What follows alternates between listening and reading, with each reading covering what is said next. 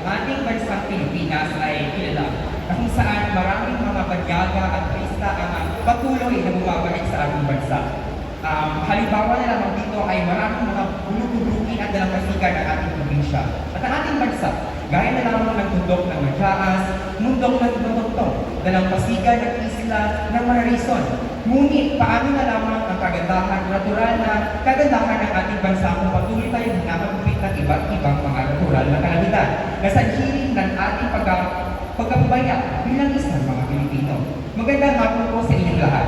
Ako, si Kurt Clarence V. Vallarta na nagmula sa ika-4 na Libes. Ang tanong na aking nabunot ay tanong na araw-araw, napakaraming medikal na basura ang nalilikha ng sektor ng kalusugan.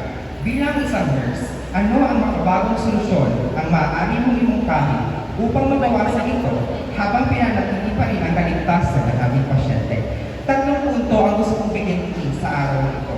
Unang punto ang kailangan natin maging maalam sa mga nangyayari sa ating kapaligiran bilang isang nurse. At pangalawa ay dapat tayong makapag-ugnayan sa iba't ibang ahensya o iba't ibang mga LGU ng ating bansa. At panghuli ay dapat tayong bumoses sa tamang landas. Unang punto ay dapat tayong mas maging maalam sa mga nangyayari sa ating kapaligiran. Kaya na lamang ng layunin ng pandaigdigan o SDG Goal ikalabing 3, 14 at 15. Action sa klima, buhay sa ilalim ng tubig at buhay sa kalupaan.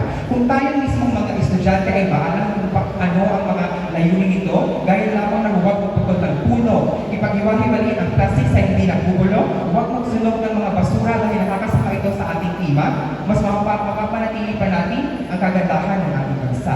Pangalawa ay dapat tayong makipag-ugnayan sa iba't ibang ahensya, gaya na lamang ng LGU. Dapat tayong gumawa ng mga inisyatibong pagtatanim ng puno, huwag tayong magkalat kung saan-saan, tanggalin ang mga saksakan kung hindi ito'y ginagamit, lalong-lalo na sa mga pang-ospital na kagamitan, upang mas makatipid tayo bilang isang bansa.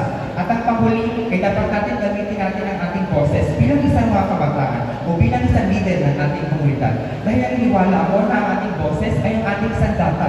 Kung gagamitin lamang natin ito sa tama at tayong kakaisa bilang isang bansa, ating mapagtatagumpayan ng ating bansa mismo ay mas magiging matiwasay, mas maging malinis at higit sa lahat, mas malayo sa higit na nakaka-apekto sa kalusugan ng buong Pilipinas. Maraming salamat at magandang hapon sa inyong lahat.